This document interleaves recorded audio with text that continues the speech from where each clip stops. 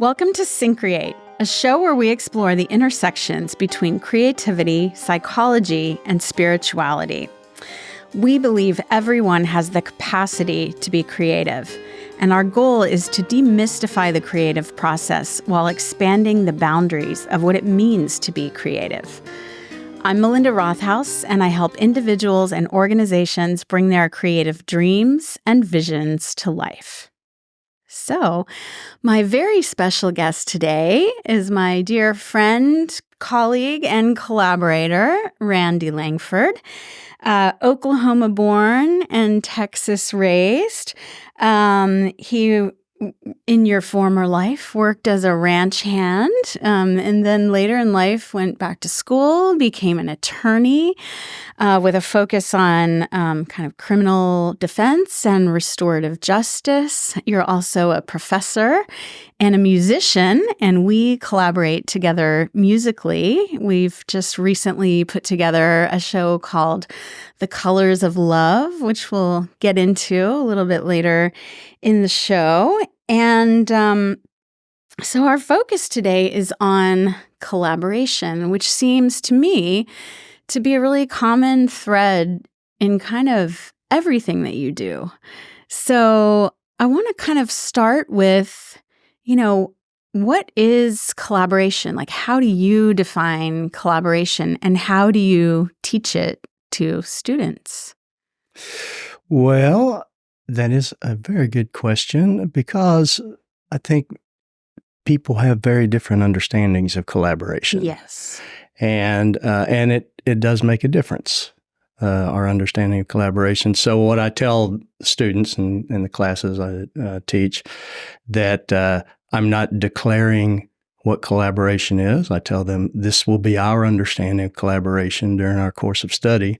And that understanding that we use is people in community using dialogue or conversation to express their needs and offer resources to support one another for an agreed to or common purpose. Yes. And I think that pretty well covers any kind of interaction that people would want to have coming together for some endeavor, whether it be just dreaming up innovative ideas or actually trying to accomplish some task or something like that. Yeah. And I love that. When you first told me that definition, we were talking about it a while back, it really struck me, both the kind of openness and transparency of communication and the idea of sharing resources. And I think we also talked about sort of asking for what you need. And what really strikes me is that how often we don't do that in our everyday lives. It's sort of the collaboration, as you're defining it, is kind of the antithesis of competition, which is often a way we go about things in our society. So I really loved that definition, and I've shared it with a lot of people since then. So when you teach collaboration, so you teach at St. Edward's University here in Austin, and you teach several different classes. So, what kind of stumbling blocks do people run into when entering into these kind of collaborations? Well, there are different approaches to teamwork coming together in groups. Yeah. And most of us have had plenty of experience with the other two primary approaches, which would be coordination and cooperation. Yes.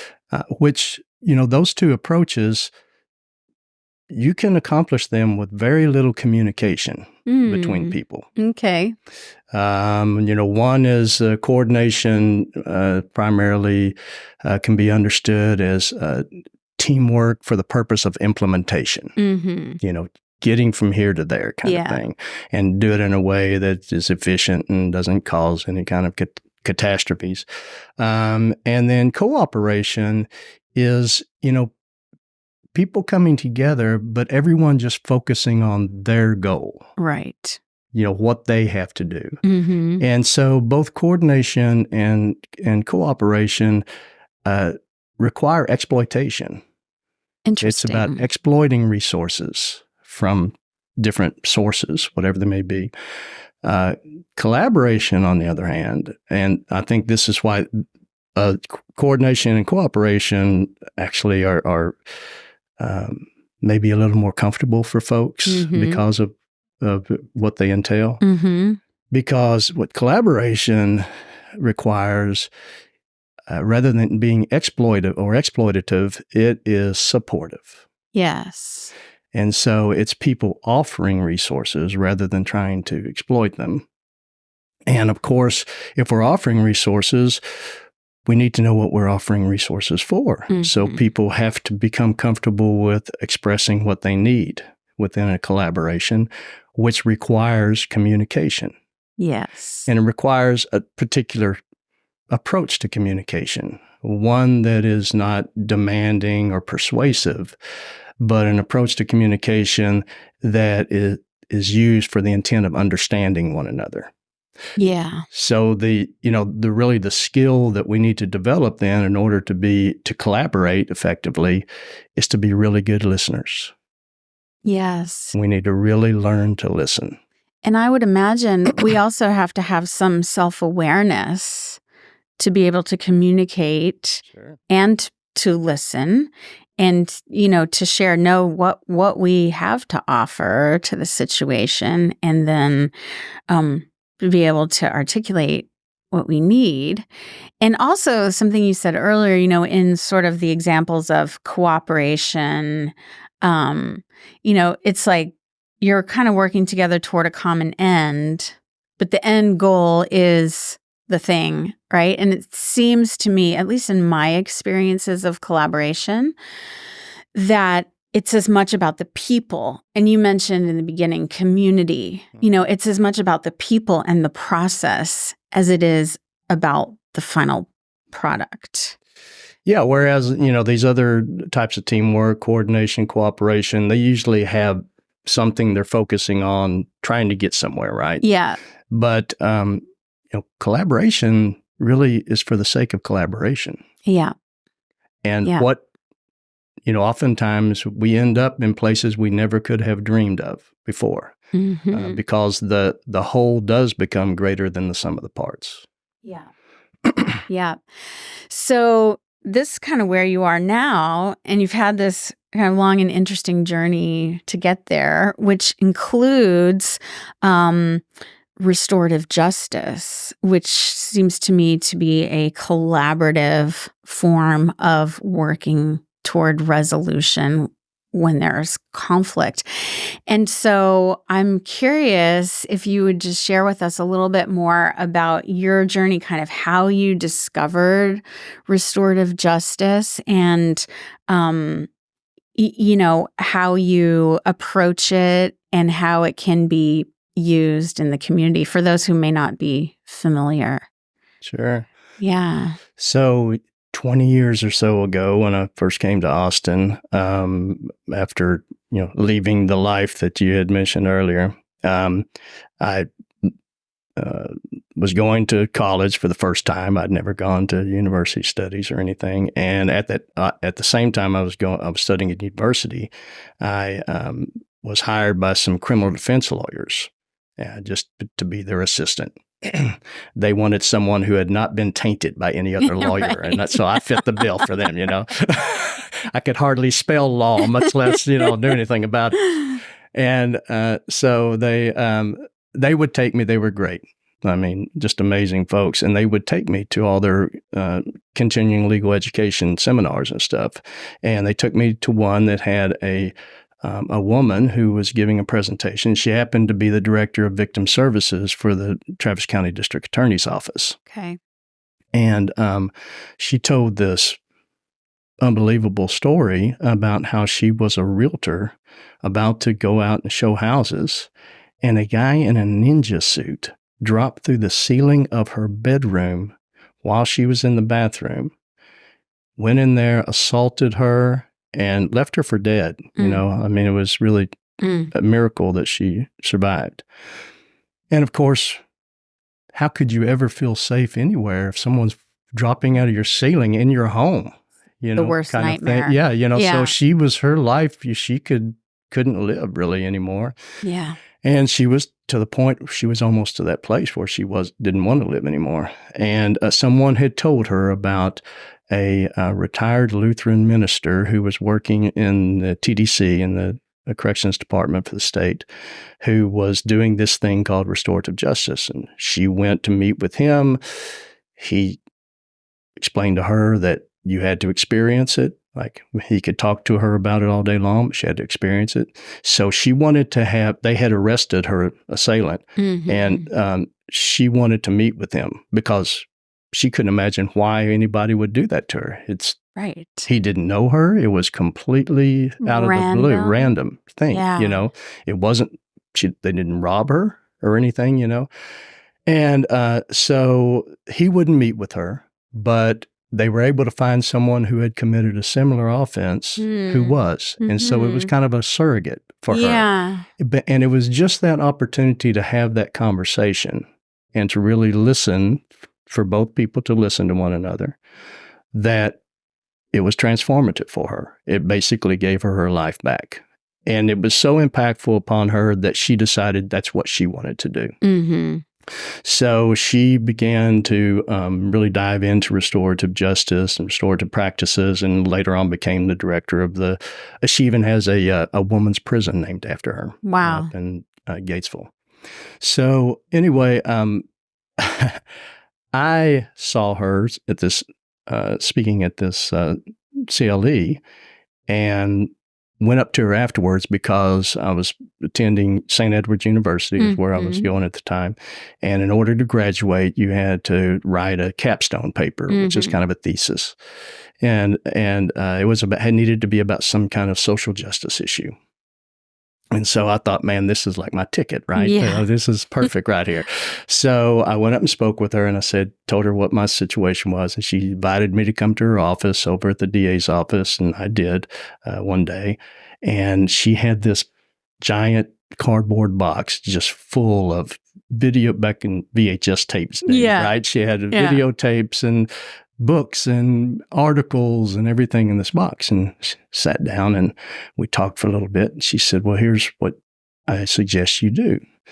Take this box that I put together for you and read and watch everything that's in there, and then come back and let's talk again. So I did. I went back and I dove into it and came back, and she said, I want you to know that you might be one of the most well-informed people on restorative justice now that I've ever met. If you went through everything in that box. Yeah. She said, and I told her I did. I said, I read every paper and I watched every video. And she says, well, then you have the knowledge about restorative justice, but you don't know what restorative justice is. Right. She said, the way that happens is through your experiencing it. And she said, I'm sending you down the hall to my colleague who was the head of social services for the Travis County Sheriff's Office in the jail. And she said, they are about to do a restorative justice pilot program in the jail. It would be one of the first ones ever done in a county jail. Wow. And you're going to be her first volunteer to facilitate. So I said, okay, thank you. So I went down there, and sure enough, that's how it started. And what my experience was, much like hers, was that, I thought I was going in there to help all these folks who had fallen, south of the law kind of thing. And what ended up happening is it changed me. Yes. It transformed me. Yeah. I was the one who was really receiving this amazing gift through them telling their stories and their vulnerability. And it opened me up to tell my stories and, stuff that I'd never told anyone. And that process was cathartic and healing. Yeah. Yeah. So for those maybe who've never experienced anything quite like this, and I have some limited knowledge about, I've used some principles of restorative justice in a context that I was involved with a while back, but essentially just kind of walk us through. You come into a room, you come into a situation with a group of stakeholders, and there has been some conflict or perhaps even a crime committed, right? And then you bring all these people together, and then what? What happens then? So the kind of the conventional approach to justice, as we understand it, identifies one person as an offender and one person as a victim, Right. and all of the resources are focused on the offender. Mm-hmm. I mean, we spend millions upon millions upon millions of dollars, right? Yes. So and nobody else is really concerned with it other than the professionals who are making a living off of that system. Mm-hmm. So with restorative justice, it's a recognition that, yes, there might be a person who took action that resulted in consequences that affected primarily one other person, but neither one of those people are living in a vacuum. And so the person who took the action, and oftentimes it's like that one moment when when your entire life is, you're known by a single act in a moment in time, Right. kind of thing. Right. But it's a recognition that, there were a lot of other people involved in that person's life that were responsible for things that might have brought them to that moment, Mm-hmm. as well as there's a responsibility on the part of the person or the persons who were directly impacted by it as to how they respond. Yes. They're responsible for that. And so, to use the term that you used, stakeholders come together without implying these titles on one another, victim and offender. That's something that's has come about in the current system that's an adversarial retributive justice system that has kind of corrupted the process a little bit. But when we're talking about how folks did it from 3,000 years ago, who is where from the indigenous people is where these processes came from and approaches, it would just be folks sitting in a circle telling stories. And everyone would have an opportunity to tell their story about whatever the event was and how it impacted them. And there was no judgment. There was no judge, and there was no judgment. And together, they collectively and collaboratively decided how they were going to address this challenge. What needed to be done to restore everybody to wholeness, or as much wholeness as could be possible. Yes. In that instance, and right? Wholeness being the goal, right? Not punishment, not retribution, but the collective wholeness, everybody together getting to that place. Yeah. Because, back in the day, when folks lived in tribes and clans, if every time there was someone offended someone else, did something that they didn't like, or they had some kind of conflict, there was some judgment made, and, maybe someone was expelled from the tribe or executed or something like that. Well, because we human beings tend to butt heads pretty regularly, Right. Pretty soon the tribe is no one left, right? Yeah. And it's just, and that tribe will be taken over by the next tribe, Right. assimilated by the next tribe. Right. So they had to figure out a way to address humanity, just being human beings, and having conflict from time to time and differences of opinion. Maybe doing things that caused real impactful harm to one another. How are we going to address that in a way that results in the tribe being stronger? Yes, and maintaining the integrity of the community. Right. Yeah. So that's how those processes developed over the millennia. Great. So is there an example that you might share of where you witnessed or participated in this process, and sort of what was the result of it, or what was the outcome? Yeah, I have a lot of stories. Have many stories. Oh, my gosh. I mean, you walk away sometimes and you think, how was that possible? Yeah. Right. I never would have seen that coming. Yeah. Kind of thing. One that I tell, and it's kind of funny, but really amazing. I was working, doing program, a restorative justice program. It was about a 14-week program in a prison out at Uvalde. Mm-hmm. And it was, there were folks in there for murder and sexual assault and things like that. And so in this one group these group of men, I was working primarily just with men there. And one of them was a Hispanic guy, just tatted from, head to toe. And you could tell that he had done some time. And we were sitting in a circle. There were probably about 10 of us.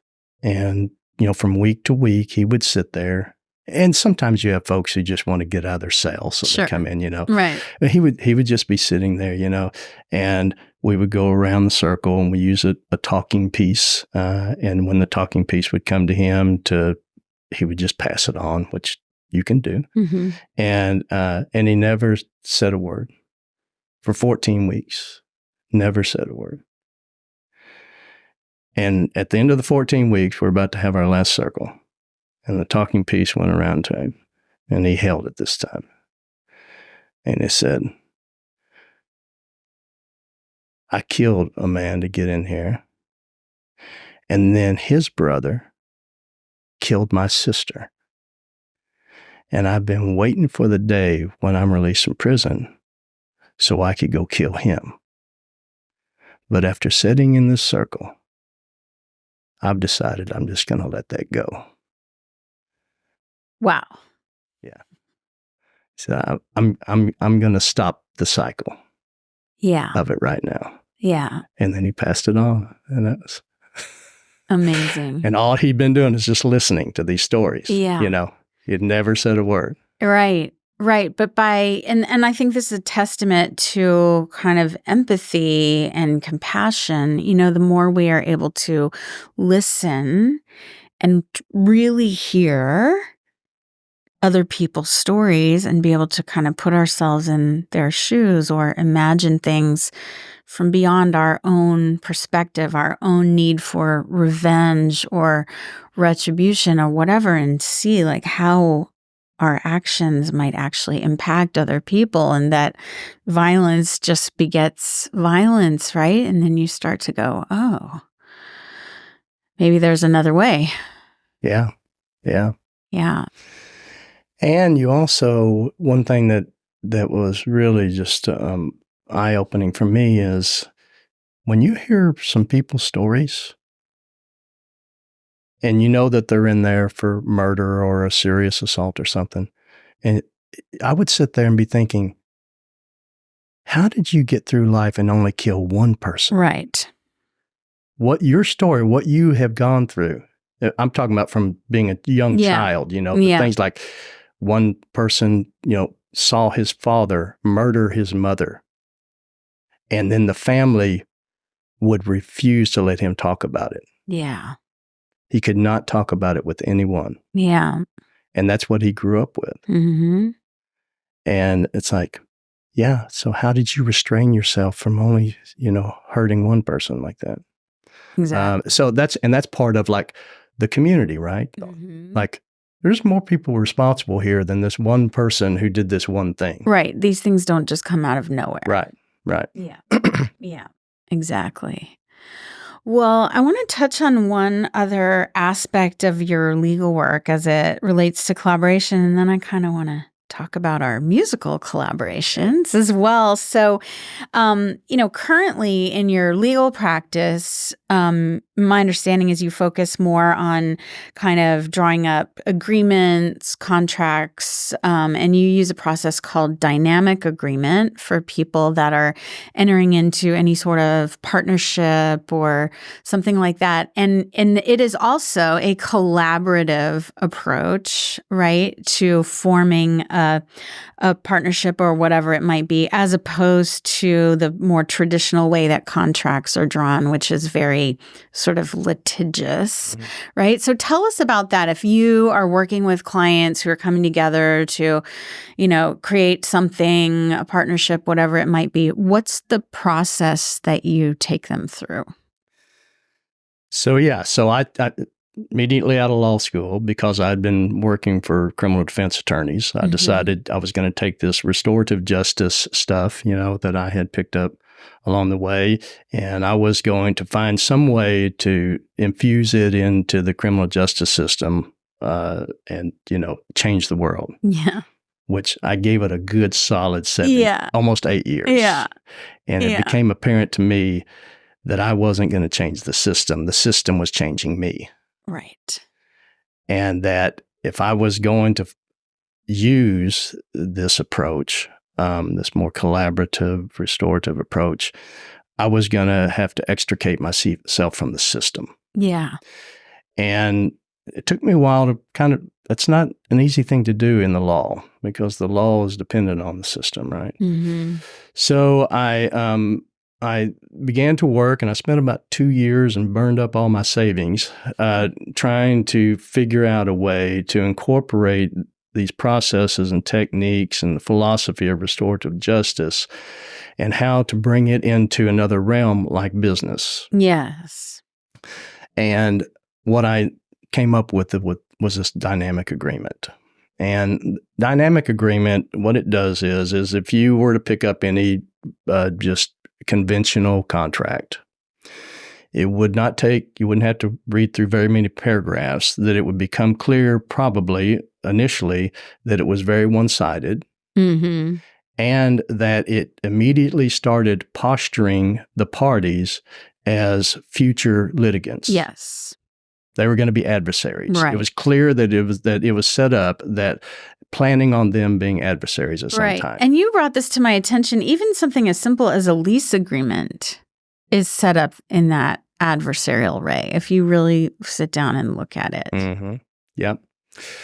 So what dynamic agreement does is it doesn't do that. The processes involved in the collaborative co-creation of the agreement go into the memorialization of that agreement in the document, always posturing people as collaborators. Yes. Us, we, our. And everything is mutual and reciprocal, so that it's respectful of the needs and concerns and desires of the participants. And I don't even refer to the folks as parties, because parties is a litigious term, right? They're participants in a collaborative co-creation of agreement. And it's also, it accepts that and recognizes that if there is one thing that is a certainty in the lives of human beings, it's change. Yes.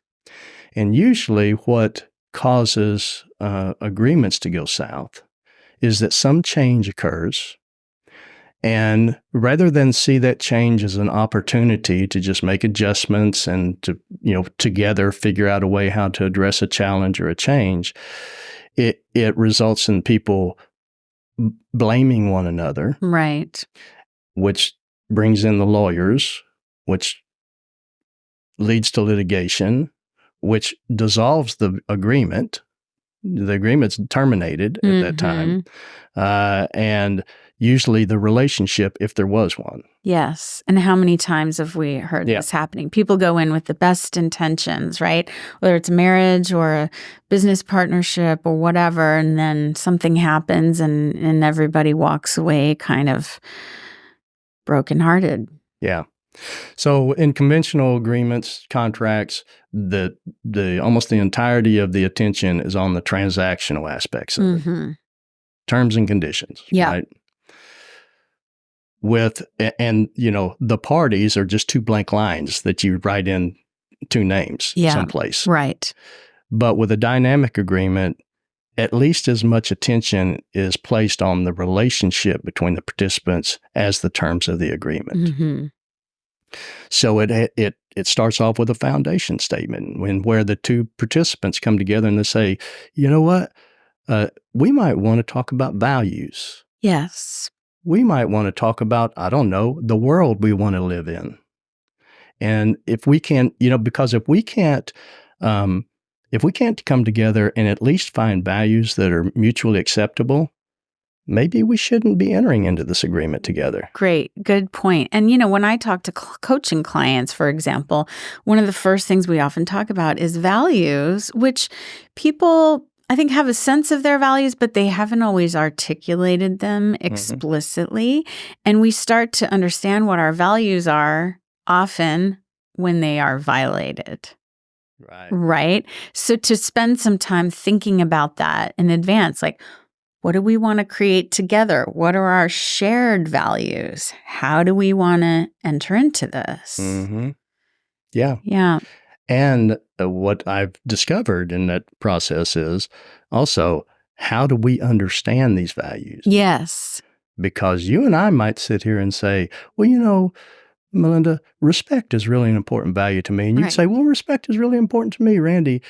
Also, and then we start talking about respect, and it's like we're talking about two completely different things. Exactly. Right? Yeah. So it's that conversation. It's having that dialogue, that conversation where we're really listening to one another and trying to sell one another on something and persuade one another. We're really listening.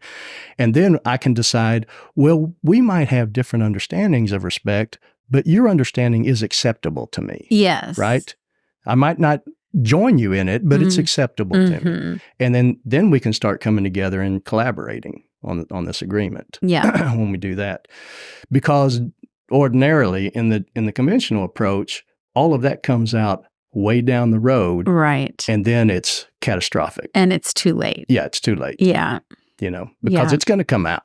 At some point in time, those values are going to become important, and there's going to be a situation that presents itself where we're both going to claim that this is not in alignment with the value that I have, but we're going to be so vested and invested in whatever the endeavor is that oftentimes it just dissolves everything, including the relationship. Yes. Yeah. And so within this process of dynamic agreement, my understanding is there's also, it also includes kind of some language, some thinking, some talking about, okay, when disagreements or conflicts almost inevitably arise, how are we going to deal with them? How are we going to address them? Yeah, and it requires maybe a different understanding of conflict. Because ordinarily, if you're anything like me, conflict was generally regarded as something to avoid. Right. And if you did engage conflict, there was punishment for it. And it had a negative connotation. And I found that if we can just shift our understanding of conflict, so that rather than it be something that is punitive and something to be avoided, and we simply regard it as diversity of perspective. Yes. Conflict is nothing more than diversity of perspective. Right. That's it. Right. So now we have a whole different approach to it if we see it that way. Because no one's trying to do us wrong. People are just simply expressing their perspective. Yeah. And in the context of collaboration, that's a strength, not a weakness. Yes. Having all these different perspectives, for sure, is a resource to use. And so when we do have these challenges or changes and conflict that arises within the context of an endeavor related to an agreement, first off, we don't try to avoid it. There's nothing to be punished for. And if we have agreed upon the process we're going to use to address those things, it's just a regular part. We already know it's going to happen. We're not surprised by it. We know ahead of time this is going to occur. Not afraid of it. Okay, let's bring our process in now and let's apply the process. Yeah. And then this shift moves from focusing on personalities, right, to process. Because whatever the challenge is out there. It's not, the challenge isn't me and you. It's not personal. Yeah. The challenge is out there, and we come together as collaborative co-creators to address the challenge. Right. So using it's the more process. we're a team here trying to figure this out rather than we're against each other. It's just another thing for us to collaborate on. Mm-hmm. Yeah, that's great. Yeah.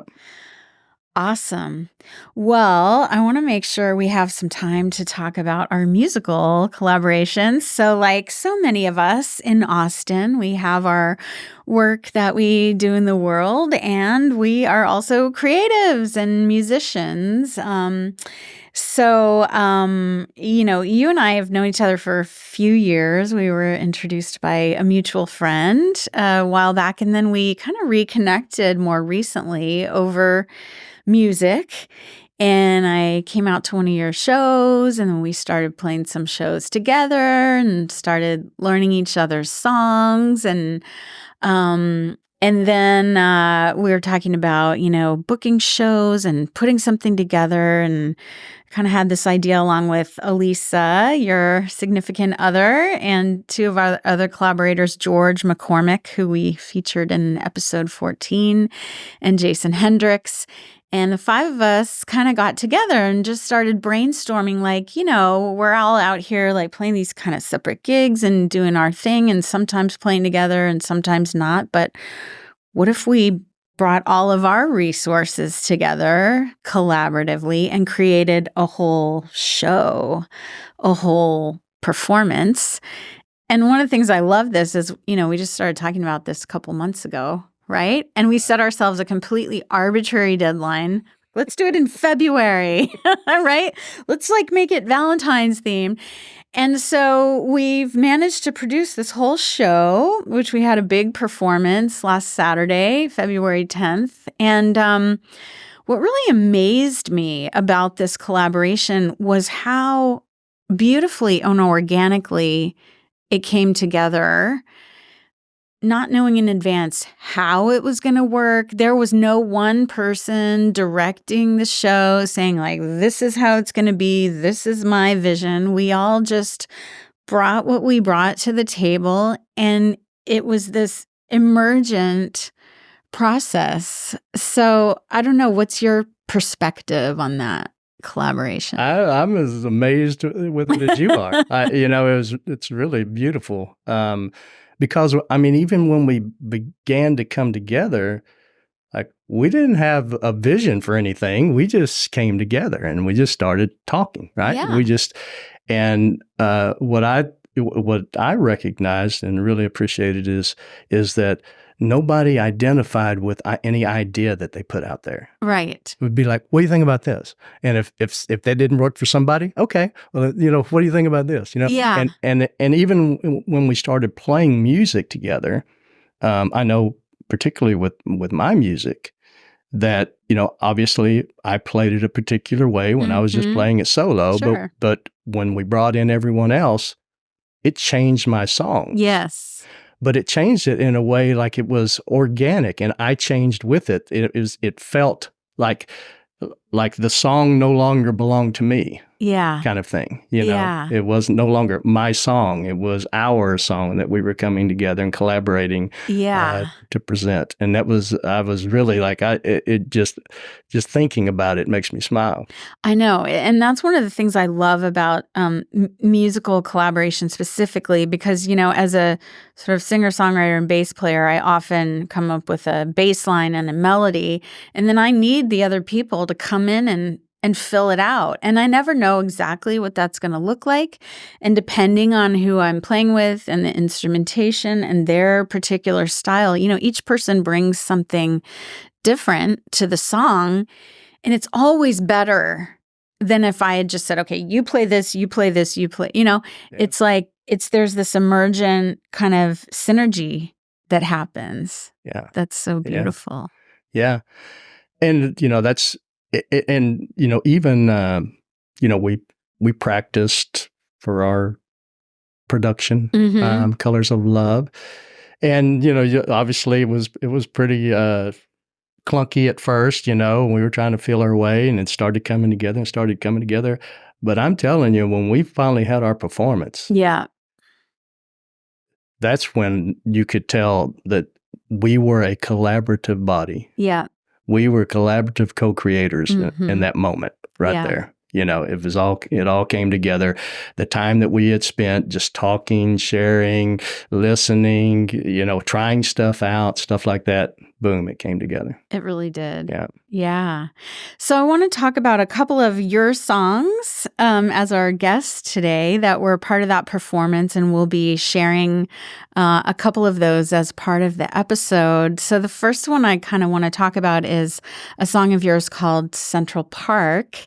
And there's a story that you tell usually before we play it about how that song came about. So tell us about that. Yeah. So after I graduated from law school, I needed to rest my brain a little bit. I think I had just taken the bar exam, I believe, maybe.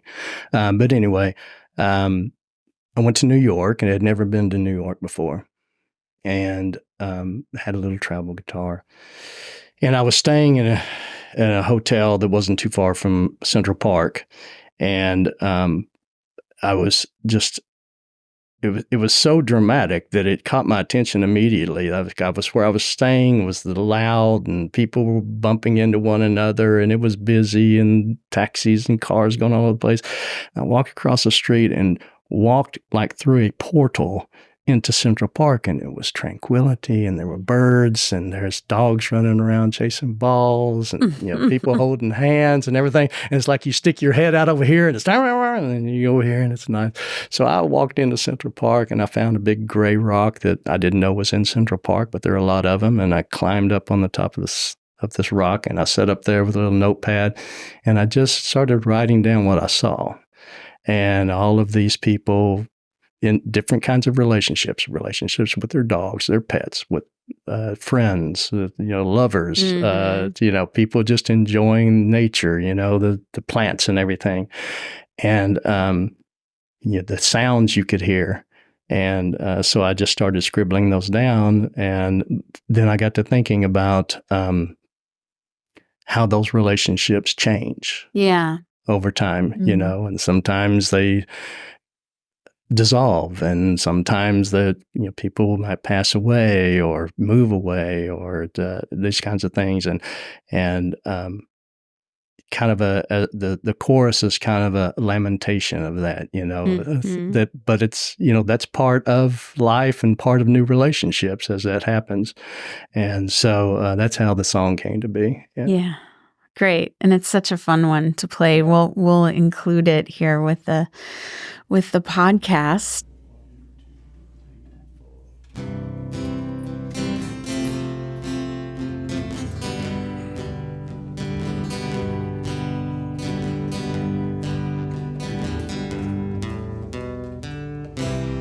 So many bodies,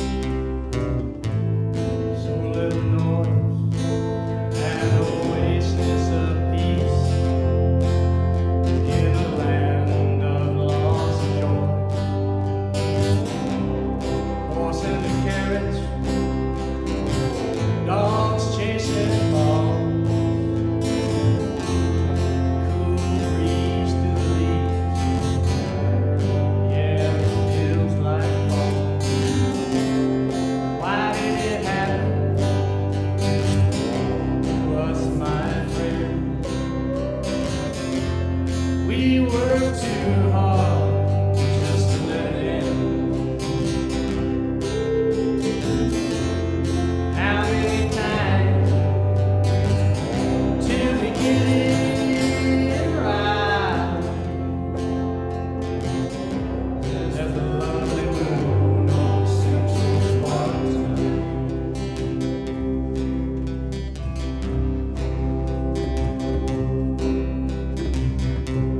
Far away drum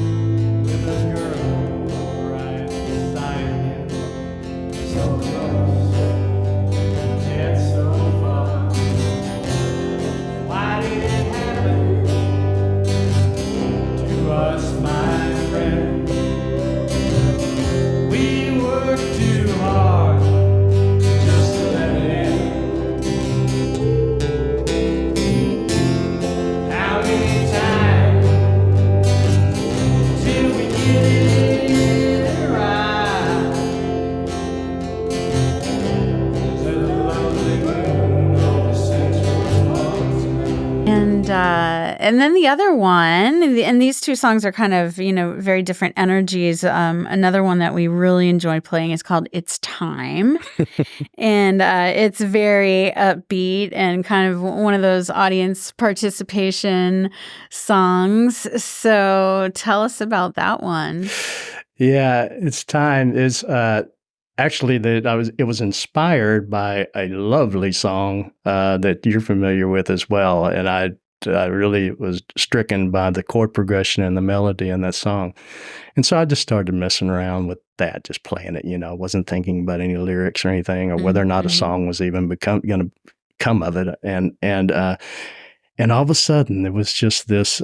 It has that kind of tribal beat and groove to it and everything. And so, this idea of a shaman or shaman-like person coming into someone's life who had, like powers over them kind of thing. And a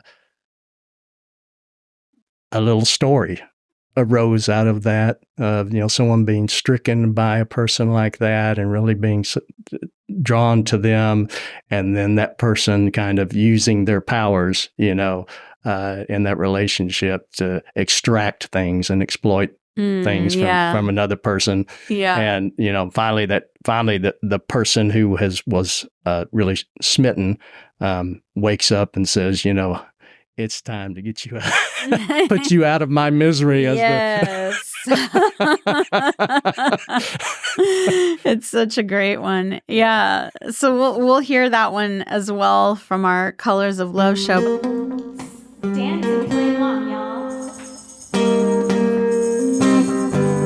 As you walked into the room, I could see trouble on your face.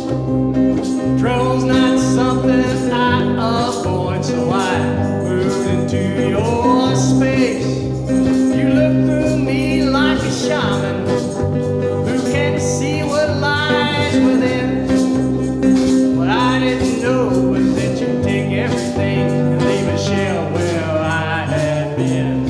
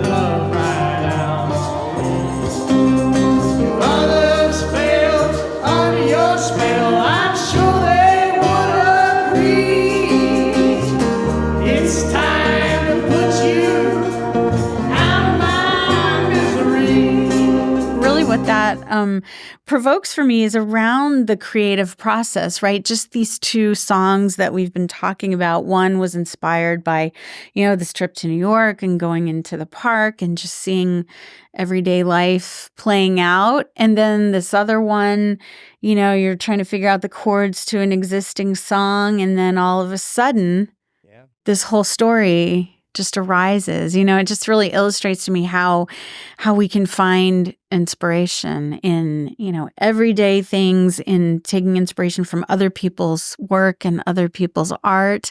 And then sometimes something just shows up.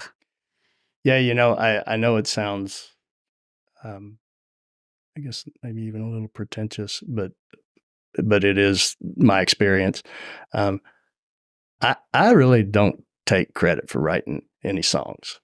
And you're a very prolific songwriter, by the way. And they just come to me from wherever they come. Yeah. And it's not me sitting there and, scratching out, and it just doesn't work like that for me. Mm-hmm. They come when they come, and when they come, sometimes they just come all at once. Yeah. It's a done deal.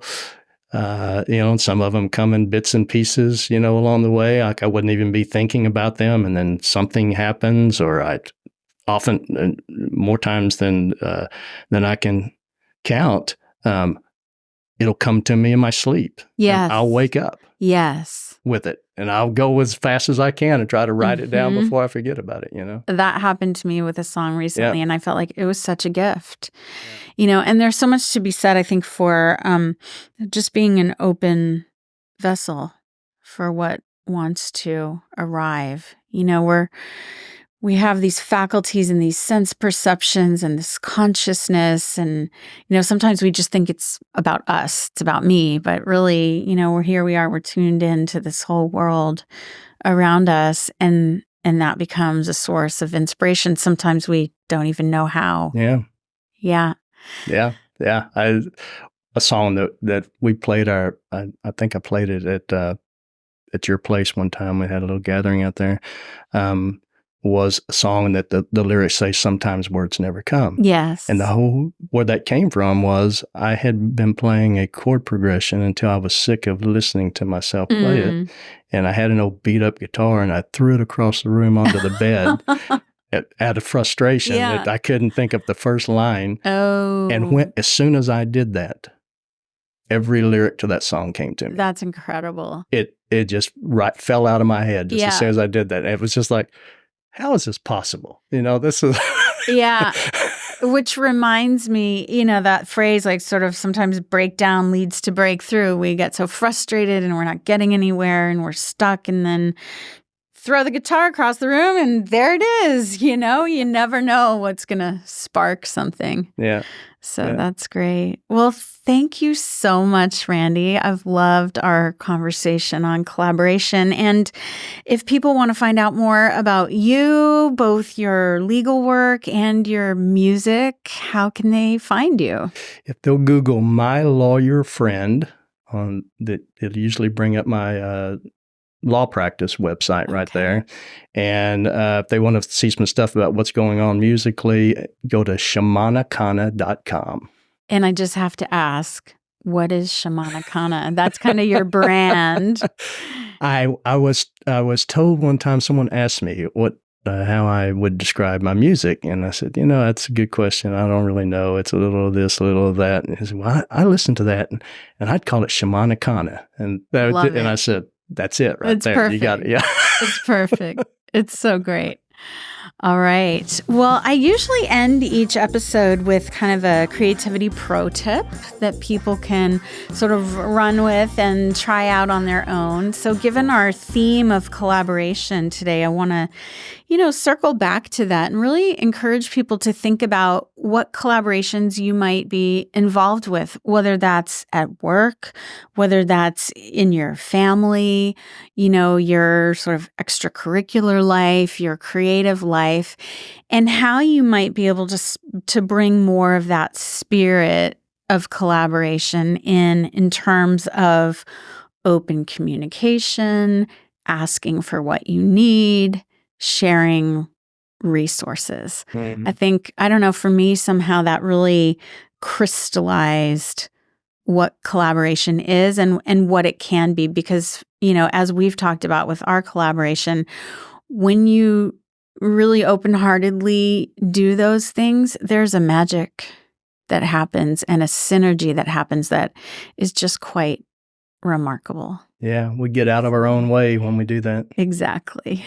Yeah. At Syncreate, we're here to support your creative endeavors. So if you have an idea for a project and you'd like our help, please reach out to us for one-on-one coaching or join our Syncreate 2024 coaching group, which is starting in April, just a couple months away.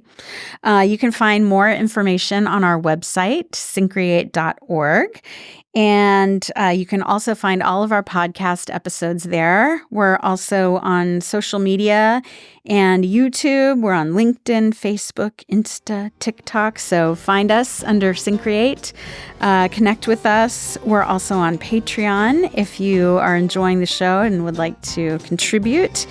And love for you to subscribe and leave us a review if you feel so inspired. And we are recording today at Record ATX Studios in Austin.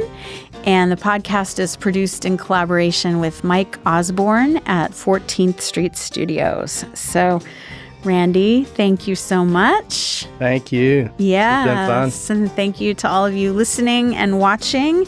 And we'll see you next time.